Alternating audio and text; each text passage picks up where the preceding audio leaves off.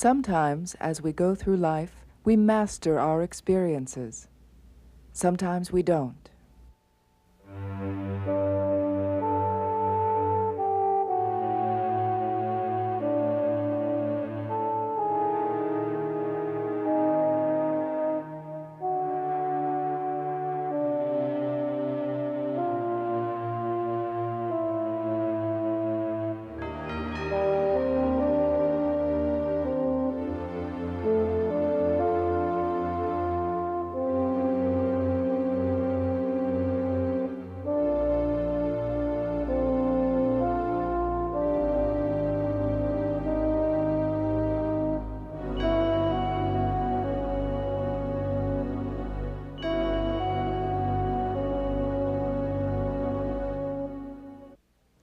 It's part of being human to experience a wide range of moods. It's normal, for instance, to be happy or sad, elated or moderately depressed. But sometimes our moods may be inappropriate, or they may interfere with our ability to function. The depression was the worst part. It would just continue and continue, and I know at one time, about 3 years ago, I sat in this living room. For 3 months, I couldn't get off of the couch.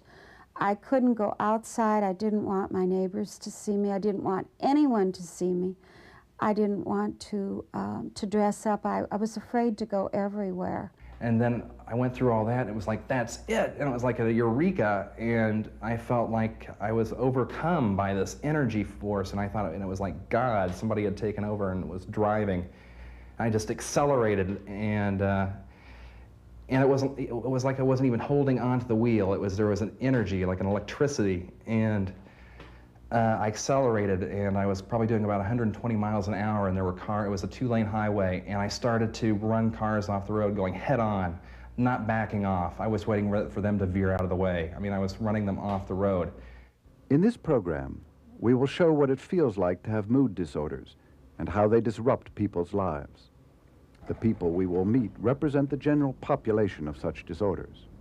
We will also explore factors that contribute to the disorders and examine treatments that seem to work. Dr. Danielle Knafo is a psychoanalytic psychotherapist in New York City, where she teaches a course in abnormal psychology at the New School for Social Research. She gives an example of when moods are in the normal range. I thought I would begin with a commonplace example that most people can relate to and empathize with, and that is the moods that come as a result of feeling that one is falling in love. Susan met John on a blind date, and she liked him very much, and the date went very well. And John reciprocated Susan's own feelings of interest in him, and he was very romantic and asked her out on a date for the following evening. So they left, and Susan was in a very, very good mood and in high spirits, went home, couldn't fall asleep. She was so excited, but it didn't bother her because she was just thinking about her budding romance. The next day when she went to work, Susan wasn't bothered by her boss's arrogant attitude, which usually annoys her quite a bit. She skipped lunch because she didn't have an appetite, and she just anxiously awaited for this date of theirs, the next date. Now what happened, John called her at work, and he canceled the date. He gave some vague excuse about his family. It wasn't clear. They rescheduled, though, for 3 days later. And Susan, her elated mood dropped suddenly. She became angry, anxious, nervous, and even a little bit depressed. Susan's moods were entirely within the normal range. Even though they vacillated quite a bit, her moods were normal, and we could empathize with them. These are things that everybody feels. We all know what it is to have moods. We all have felt mellow, anxious, dejected, angry, whatever. These are all moods that we know from our daily experiences. So moods are universal experiences. When moods are not normal, they become they have the tendency, the person who expresses pathological moods or moodiness has the tendency to be moody, to shift a lot in terms of their moods, and also to become fixated on one or the other end of the scale. It is estimated that 15 million Americans will experience what's called major depression at some point in their lives. This includes symptoms such as weight loss, insomnia, a negative self-image, and even suicidal thoughts. It's not the mood itself that denotes pathology, but its extent, severity, and duration. When left untreated, depression can often go away by itself, but for many people, it persists. Depression may begin as a reaction to specific life experiences, such as the death of a loved one, job loss, divorce, or reacting to growing old. Margarita is 28 and lives in the Bronx, New York. She had her first depressive episode last year when her husband was arrested. She is being treated with antidepressant medication and psychotherapy, and she is improving. Right now I'm living with my parents. This is their home. I'm living here for financial reasons. Along with her parents, Margarita shares this apartment with her 2 children, her grandmother, and sometimes her brother. Let me get that. Here. Oh, thank you. Hug. That's mine. No, it doesn't matter here. Since her husband's arrest, Margarita has had plenty of time to think of their life together. We had problems. It's, I don't really know how to describe it. He just, he worked off and on. I think he hung out with his buddies more than he spent more time at home. He got into things that I don't really think I want to go into it, but things that really upset me. And he was out here for about a year before he got arrested. And he did 2 years in prison the first time. He came back out, and he was okay for a while. And again, he got into his stuff, and things just started going downhill again. And currently, he is in Sing Sing prison, doing 5 years for attempted murder. And that has really put its toll on me. That has really, really, really hit home. Margarita, when she came in, she presented with an acute depressive episode, which expressed itself in symptoms of Esther Bayet, panic, a psychiatrist anxiety, who has helped Margarita. Insomnia, weight loss. She had difficulty in eating, in concentrating. She was attending school at the time, and she had to stop briefly because she couldn't concentrate there. I always wish night would come because I would fall asleep and I didn't have to think about anything. During the day, if I had to be in the house, it would depress me even more. And why? Because after I did whatever I had to do around the house, all I had to do was either look at TV or sit down or read or whatever. I couldn't concentrate on the TV. I couldn't concentrate on reading. And all I had to do was sit down and think, and that I didn't want to do. And that really bugged me. I think somebody put me in a hole, stuck dirt, and I felt like I couldn't get out. I thought, actually, that I was never going to get out of this.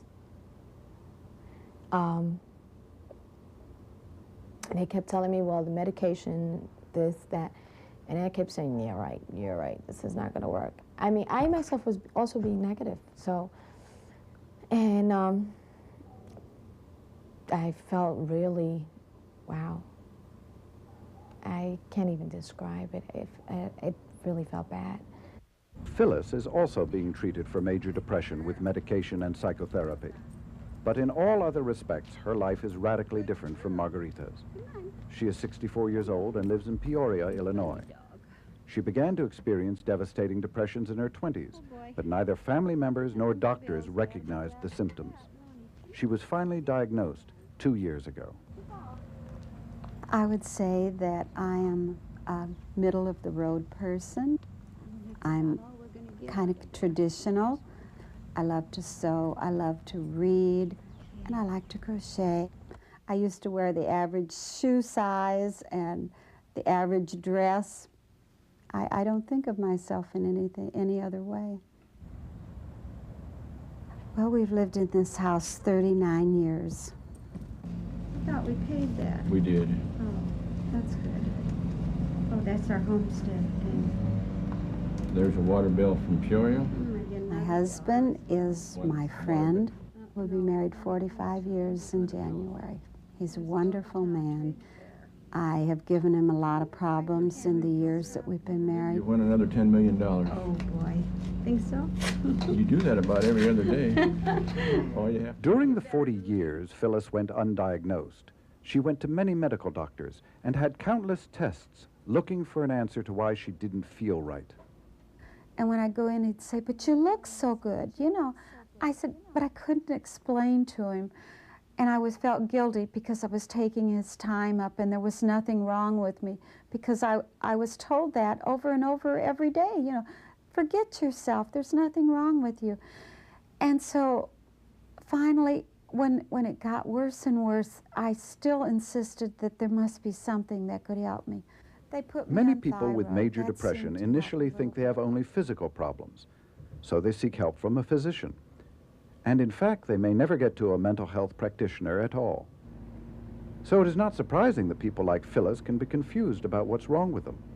Depression can come in many forms, from the mildest that may go undetected to the most acute, requiring hospitalization. Dr. Jan Fawcett is a professor and chairman of the Department of Psychiatry at Rush Presbyterian St. Luke's Medical Center in Chicago.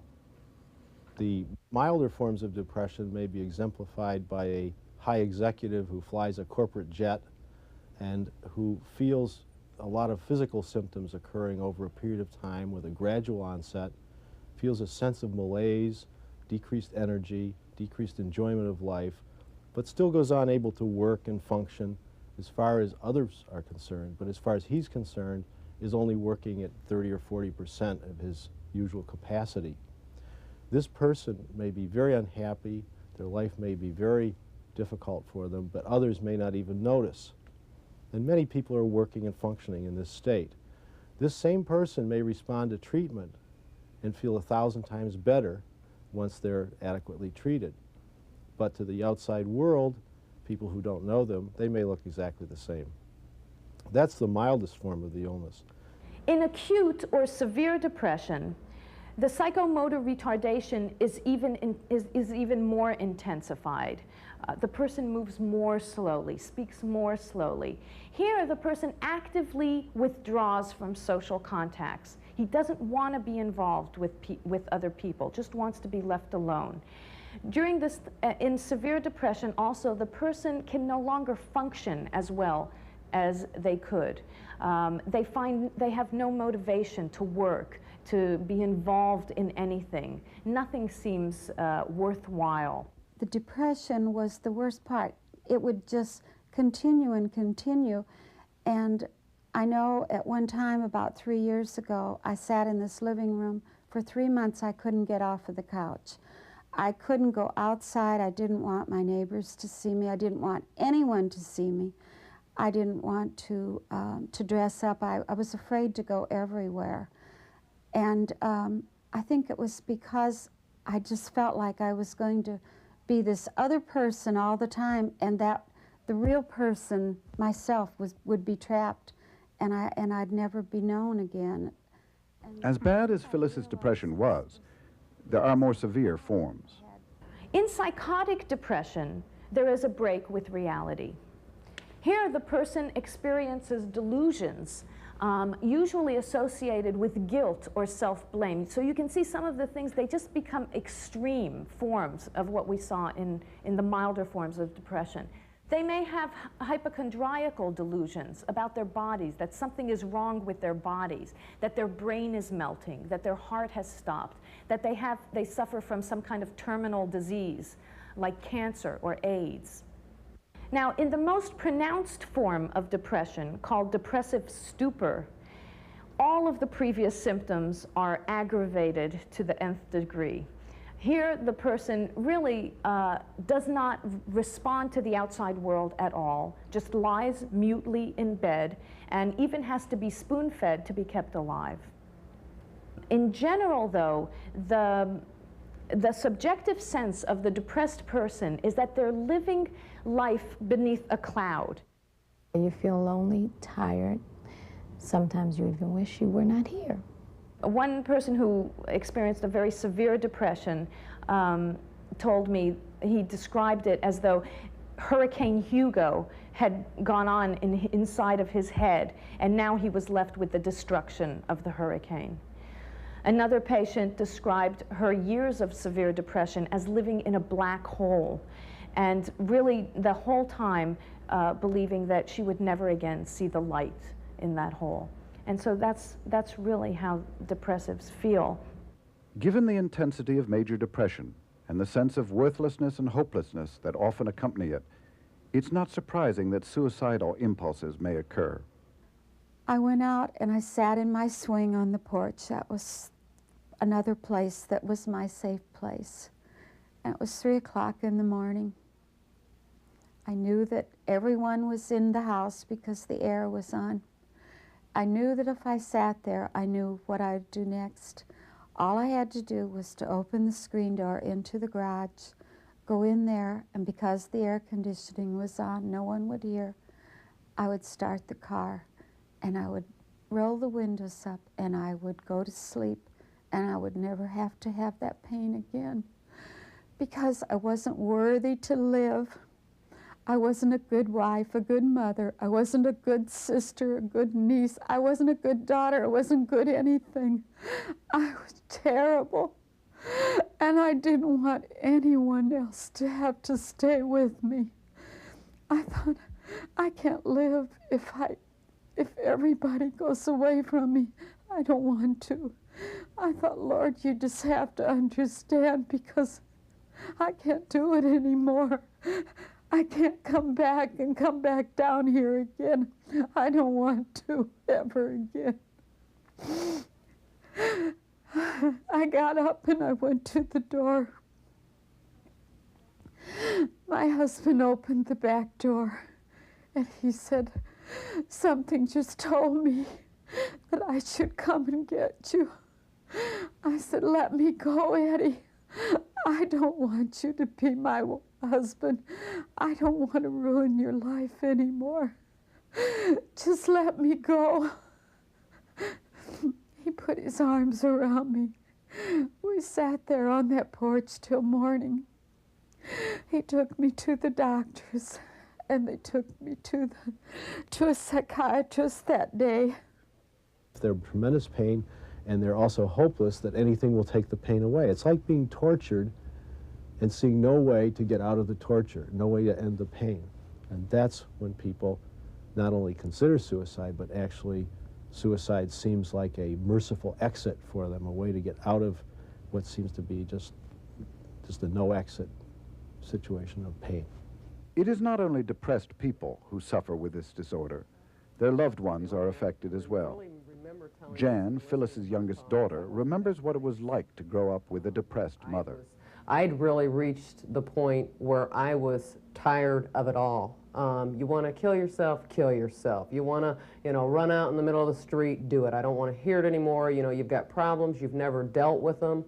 And I knew that there were problems. I guess I had never really thought that there would be, an actual medical problem where, she could take a pill, and straighten it out. I thought that there'd be like counseling and sessions and everything like that. But I hated her. I hated her. You talk about a love-hate relationship. That's exactly what I remember feeling, is that I hated the fact that she could choose in my mind, to live like this and be this angry and this unhappy all her life when she had a choice to get help. While 15 million Americans will experience a major depression during their lives, only 1.5 million, like Rodney, a 28-year-old art director, will suffer from bipolar disorder or manic depression, a different but related disorder characterized by mood swings. Rodney experiences both depressive and manic episodes. He has lived in Peoria for 4 years, but was raised in a small farming community nearby. Last year, Rodney had his first manic episode and was put on a medication called lithium carbonate. Up until that time, he had experienced severe depressive episodes. I was depressed at this point, and I was just slipping, and it was at kind of an accelerated rate. My parents could see that I was depressed, could see that there was a problem. I would sit and get up in the morning for breakfast, and I would just sit and stare out a window and look at a tree, and they would be talking to me, and I would just be void of conversation. So the patient with a unipolar depression can look just like a bipolar patient when they're both in a depression. Their depressions may look exactly the same, but the bipolar patient at different times may have other symptomatology, either at other times in the past over life space or a year or so, or in some cases, more severe cases, the patient may cycle from one mood to the other within the hour or from day to day.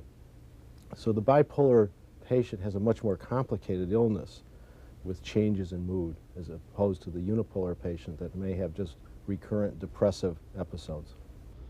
As a result of his treatment, Rodney is doing well, but it took a while to put his life back together after a particularly severe manic episode. There is a wide range of mania, from what Rodney experienced to milder forms, which can go undetected. Mania may range from hypomania, which is a mild form of mania, all the way to severe manic psychosis. Now, a person who's hypomanic may look like the American dream. They may look like the person who has it all, who has energy, attractiveness, they have increased sexual energy, they're optimistic, they can do everything, they're very confident people. They may want to party, they have a tremendous sense of humor, they're generative, they have imagination, and everybody looks at them and say, gee, I wish I could be like that and up and so optimistic and positive in this world of apathy and problems that we all function in. A person who's hypomanic may look very healthy. And in fact, many people who are very successful do have hypomanias. Not all successful people, but many. And that is almost looked at as health until a person's hypomania gets to the point where it interferes with their judgment and they start overestimating what they can do or what others should be able to do. And they make bad decisions, and they, or till they cycle down into a depression and then can't function. That goes all the way into a severe mania where an individual is psychotic and delusional, may believe they're the second coming of Christ, may believe that they control the world, may actually become paranoid, fearful that others are trying to kill them, may carry weapons, may actually commit homicide or put people at enormous risk or put themselves at enormous risk because of their behavior, which is a function of their psychosis and their judgment, which has been totally distorted by the process. I went on about a 7-mile trip, 8-mile trip through a small community. There were people walking across the streets in this small town on a Saturday night around 6 o'clock, and I came blasting through there at 120 miles an hour. With my horn on, with my headlights on, with my hazard lights flashing, with my stereo cranked up, with my sky roof open, with my windows rolled down, and I was just screaming through town, and someone else was driving. Someone else was in control of the car. I was just a body. And I hit 2 cars. I sideswiped 2 cars. I hit one and kept on going. It didn't even faze me. It was like, it bounced me off the side of the road. I hit one car so hard it knocked me off. It knocked me clear across another lane. I I kept on, it didn't stop. I didn't stop, and I busted a front axle on my car. It caved in the whole left side of my front of my car, shattered the windshield. My head went through the windshield. I broke the seat. The car came to a rest on a bridge, and the music was still on, the power was still on, the lights were still on, the hazard lights were still flashing. I crawled from the wreck, and it was like the phoenix from the flame. I started ripping off all my clothes. I stripped down. As I was crawling, as I crawled out of the car, I thought I was Jesus Christ. I thought this is it. This is the dawn of a new age, that I am the second coming.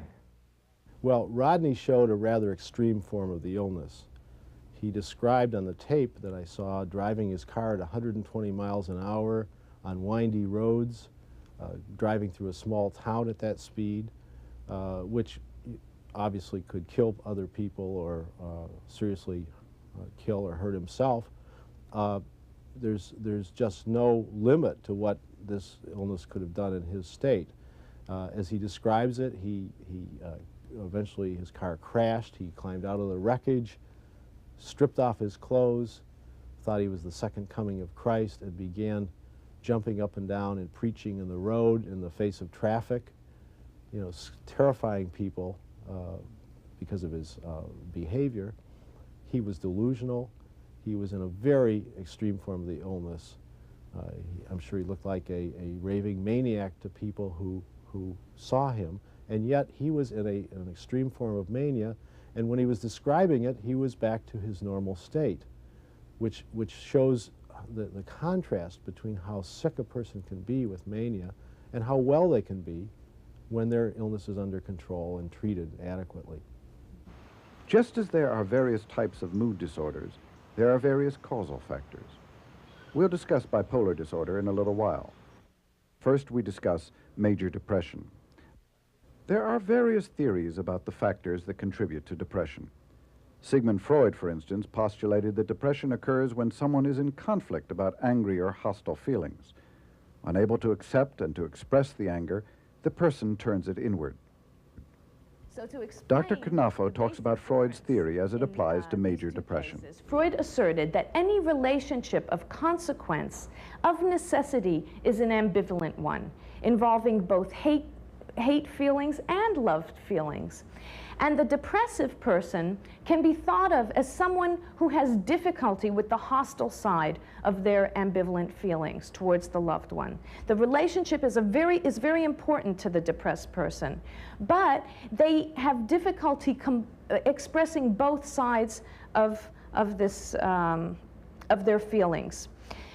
They feel that if they express the hostile side of their feelings, that they may lose the loved one, the love relationship, and they don't want to do that. So they find a solution to expressing this hostility. And what the solution is, according to Freud, is that they take that anger that they feel towards the loved one and they turn it inwards, towards themselves, towards their own self-image. We have a patient who had enormous anger built up toward her husband, not only as a result of his being arrested and incarcerated at this point, but as a result of a long history of marital conflict. And that anger had never really been resolved. It was highly conflicted because she felt a certain dependency on this person and obviously was concerned about expressing this anger would interfere with their relationship and remove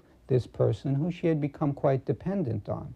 It's that kind of psychological conflict or conflict between opposing feelings that usually results in the development of these kinds of depressions. And sometimes I would just look at him and just throw my hands up in the air and tell him I give up, do what you want to do. But meanwhile, I was eating all this and feeding it and not really doing anything for myself. At the time, it was a love that really, really hurt. I really don't know how to explain. I think I was afraid of losing him, of him leaving me or whatever. Not all depression is a matter of anger turned inward. There are alternative ways of explaining depression. Right. Well, I think our current thinking is that the causes of depression are mixed. There is no one cause of depression, even for a single person. It's unlikely that there is one thing that causes their depression. And so we think of it as a risk factor model, where depression develops in the context of risks. And when those risks get high enough, the person goes over some threshold to develop this self-sustaining depression. And those risks might be divided into three categories: psychological, environmental, and biological. On the biological risk side, we have genetics, other physiological conditions, which give us a predisposition toward becoming depressed. On the psychological side, we have thinking patterns, cognitive style, personality, and various factors like that that may leave us at greater risk for depression. And on the environmental side, we have things like stresses and lack of social supports, which leave us at greater risk for depression. And when the sum total of all of these risk factors get high enough, then that pushes us over some threshold and we go into a period of clinical depression. For some people, one of those three factors may be stronger than the others, but it's unlikely that there is one cause, that someone has a biological depression and nothing else is involved. It's usually some balance with different weights on the different factors. First of all, the development of a clinical kind of phenomena like depression is a very complex phenomenon, and it involves the development psychologically and physically of the individual. And then on top of that, the need to cope with these sometimes catastrophic social conditions that patients are exposed to. Some of the conditions that Gary Edelstein's clients are exposed to are poverty, unemployment, drugs, homelessness, and increasing amounts of violence. But as both he and Dr. Young point out, all the risk factors have to be attended to. So what we're looking at is not only the acute exposure to a particular social problem, but the tendency of that individual to have been exposed to those problems all through their lives. All of this sets up the conditions that when a real major social stressor is inflicted upon them, the patient is unable to cope. And that's usually when they present to us with clear diagnostic symptomatology. Different populations seem to have different kinds of risk factors. Women, for instance, are twice as likely to suffer from major depression as are men. Dr. Knafoe and Dr. Fawcett discuss some of the theories about psychological, biological, and environmental factors that may contribute to this difference. In addition to women living in a long-standing socially disadvantaged role in our society, we know, and research has shown, that for women, relationships are more significant than for men. Not just more significant, and it doesn't, I'm not saying that for men relationships are not significant, but that women are more affected by relationships, by the fate of their relationships, and they define themselves very much according to the relationships that they're in. Carol Gilligan, a researcher from Harvard, has demonstrated that femininity is largely defined through relatedness, while masculinity is largely defined through separateness. So, if we take this logic further, any losses or traumas in a relationship will be experienced more seriously by a woman than by a man, more depressing. The woman will tend to be more depressed by a loss in a relationship or a major change in a relationship than a man will be, because she defines herself and her success in life through her relationships. I was a failure, I felt, because I couldn't have my own children. That was the first heartbreak that I had. Then when we got our children, we adopted our children, I felt like I was a failure as a mother because I didn't know how to raise them. I didn't know if I was raising them properly. I was trying to copy what everyone else had done in their life, and it wasn't coming true for me. I love their father so much, I was willing to do anything for him. It hurt. And it's like I see him now once in a while, and it's like I tell him now, I love you, but it's not the same. Now I know when to say no to you. Now I know that I can do for myself. I don't have to depend on you. more women come in for treatment than men. It may be as high as 3 to 1 in a clinic, women to men. Women accept treatment more easily or seek treatment more easily than men. Men wait till they're much worse off before they'll get treatment, usually till they can't work, or else, and they have a much higher rate of suicide. Why do more women have depression than men? And I think they do. It may be because less women are alcoholic than men. Men are much more likely to have alcoholism, and alcoholism and depression overlap a great deal. So many men may become alcoholic as a way of treating their depression. It's a very poor treatment for depression. It makes it worse, but it allows the person to get by for a longer period of time. And that may be one possibility, is the overlap between alcoholism and depression, or alcohol abuse and depression. The other reasons may have to do with hormonal differences between men and women. There are considerable differences, and women frequently develop premenstrual depression. Women with depression frequently get much worse premenstrually. This is not uncommon. So there may be a hormonal difference, and there may be a lot of social differences in terms of social roles that have to do with women in our society that exert different pressures on them than on men that account for this. Along with psychological and environmental factors, experts believe that biology plays a role in both major depression and bipolar disorder. There seems to be a strong genetic component, especially for bipolar disorder. Rodney belongs to a support group called Mood Challenge. At a recent meeting, Rodney's mother discussed her first manic episode. At age 55, I had my first one, and the doctor said that that was very unusual to have it. But I had been under a tremendous lot of stress with Rodney and all he had to go through, and other things in our life, and I had just been under a lot of stress. I didn't know anything unusual was happening to me. I felt, there had been a few nights that I hadn't slept, but not too many nights. And I just felt like I was really into God. But during all this time, I had tried to pretend that nothing was happening. I just tried to shut it off. I thought, I have to do this because I had to work. I had to go to work. We like to keep it the family, don't we? You were really into God, and I thought I was God, right? Oh, I didn't do that. The idea of genetics right now is based mainly on the observation of family transmission. That means the occurrence of an illness being more likely if there's a family history of the illness. Now, that doesn't prove genetic transmission, it just suggests it. Somebody looking at the patient's environment could say, well, the environment's also the same in the family, and maybe that transmits the illness. We have reasons to believe from twin studies where the identical twins have the same genetic material that the likelihood of the transmission is much greater. And of course, there's been efforts to identify the genes which have come up with findings which have not so far held up. So we don't have genetic proof. We don't have ultimate proof, but the evidence is very strong for genetic transmission in both bipolar and unipolar illness, but it's the strongest in bipolar illness. So Rodney probably inherited a predisposition for bipolar disorder from his mother. Most likely a dysfunction in the way the brain works. In this highly schematic drawing, nerve cells in the brain carry information in the form of electrical impulses along the length of the cell.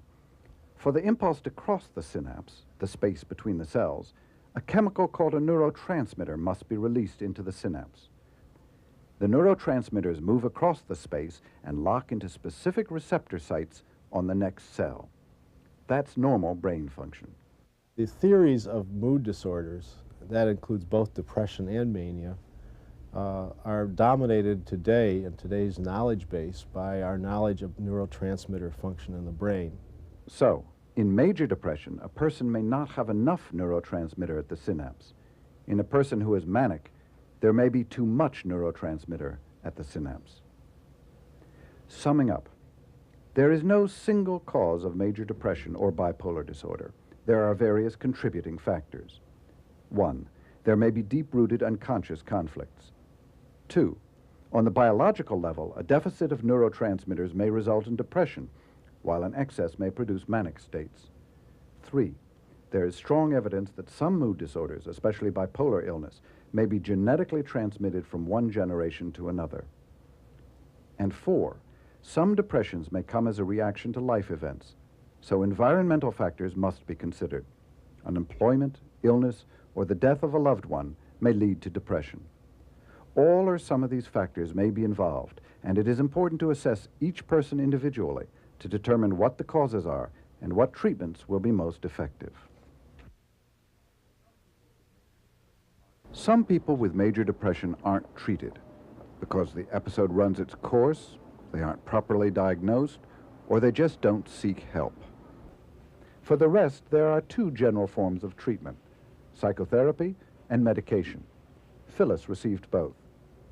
The appropriate use of antidepressant medications has helped many people with major depression.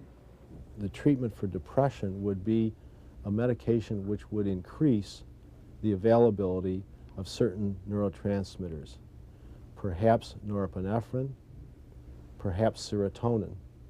We would use medications like the tricyclic antidepressants, for instance, Elavil or Tofranil are well-known medications. As Dr. Fawcett notes, antidepressants increase the level of certain neurotransmitters. There are two kinds of medications that accomplish this: the tricyclics and the MAO inhibitors. For a long-term mood disorder in which biology is a major causal component, such medications can often work wonders. The problem is they don't work for everyone who takes them. In addition, the dosage must be watched carefully. There can be dangerous physical and psychological side effects. Any medication you may take will have side effects. The importance of the side effects has to be measured against the benefits of the medication, and the cooperation and motivation of the patient is extremely important. But my medicine, I depended on too much of it at first. I thought, I'll never be sad again. This is wonderful. I'll never have to worry again. But I was wrong. Medication can only do so much. You have to start to make your own recovery on back through the road, and you have to go and you have to mend every bridge that you've broken. For some people, medication is enough, and some get better without any treatment at all. Many others need and can benefit from psychotherapy, with or without medication. In therapy, people examine how their life experiences and early events have affected them. For a long time, this has meant psychodynamic psychotherapy, a model in which unconscious conflicts, considered to be at the heart of the depression, are uncovered.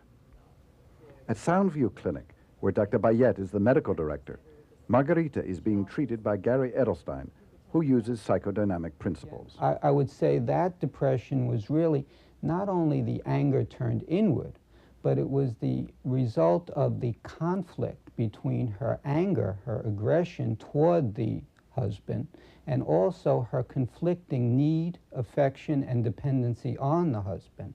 That creates a conflict which is, for the patient, unresolvable and results in them just psychologically giving up. And that's the clinical manifestation of depression. Therapy consequently focuses on the identification of this aggressive impulse and the understanding of how it's being rechanneled and conflicted, so that when the patient understands that in a more clear way, she's able to accept the feeling and understand that it's an appropriate and human feeling, and doesn't mean that she will deprive herself of that dependency object.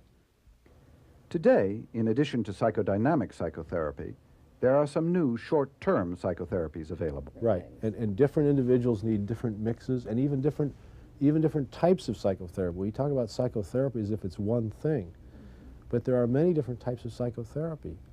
Not everybody, in my opinion, should have psychoanalytic psychotherapy that has a depression. Some people need it. Some people would do better with a cognitive form of psychotherapy.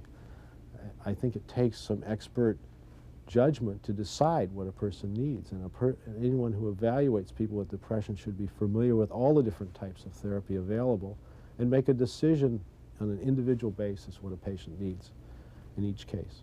And again, everybody wants simple answers to this question, either or, one or the other, and that's just not how it works with human beings. They're so different and so individual. Well, there's been a lot of advancement in the past 10 or 15 years for psychotherapy and depression. The two that have emerged as being demonstrated by research to be effective in depression are cognitive or cognitive behavioral therapy and interpersonal psychotherapy.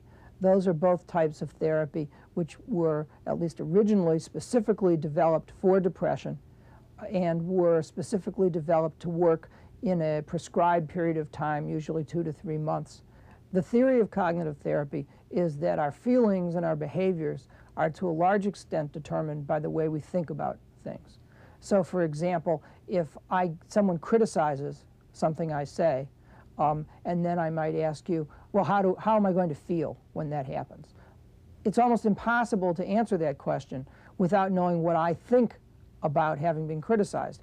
The depressed person has negative evaluations of themselves, tends to put a negative cast on events that happen, a negative view of the world and the future, and therefore feels and behaves in a depressed way. So the way we translate that into therapy is to identify with the person the thoughts that they're having, not an analysis of the psychodynamics or the psychological processes underneath like you might in traditional therapy, but just what their thoughts are. And then with them we evaluate whether there are distortions in those thoughts, whether there are alternative ways of thinking about the situation, alternative beliefs that they might have, and alternative ways of behaving that might yield different results. And with them, we evaluate those thoughts and beliefs, look for changes that can be made, have the people do what are often called behavioral experiments, where they go out and do something in a different manner than they usually do and see what happens as a way of changing their evaluation of what's going on, changing their thoughts, and then if their thoughts change, their feelings will naturally change in response. I now know that when I start to think about something sad, that I start to say to myself, I try to use the coping skills that my psychiatrist has given me, along with the help that I've had from Mood Challenge. Like, you're really not this bad person. You did this, but you are able to take the responsibility for it now. I don't see psychotherapy and medication as an either-or question. Some patients that have more severe depressions are not going to get better, in my opinion, without medication in the more severe level. Many patients need both psychotherapy and medication to fully recover from their depression. There are a few people that can have even severe depressions who have intact personalities who can be treated with medication and some supportive psychotherapy and recover without any further need for therapy. There are those people. But that is not to say that you can replace psychotherapy with medications in patients who need both. You simply can't do it. I would say that really looking at the whole person involves our not falling into a particular ideological position, but utilizing all of the knowledge that's available to help our patient. When patients are so severely depressed that they can no longer function, or they are suicidal and haven't responded to drugs or other therapies, many professionals think that ECT, electroconvulsive therapy, may be the only option left. How ECT works is not fully understood. A convulsion is produced by passing an electric current through the brain. In 80% of those who receive ECT, the depression lifts within weeks. ECT was first used as a treatment for depression in 1938. The controversy that surrounds it is the result of its history of overuse and even abuse. In the 1940s and 50s, ECT was widely used in mental hospitals, often indiscriminately. Patients experienced long-term memory loss, bone fractures, and heart attacks.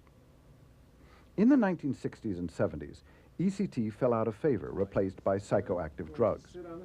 But psychiatrists were faced with the problem of treating severely depressed patients who didn't respond to medication. ECT has been making a comeback. But there have been changes. The length and the intensity of the electrical charge have been reduced, as have the number of treatments. Patients are now given strong muscle relaxants to prevent broken bones, and they are carefully monitored.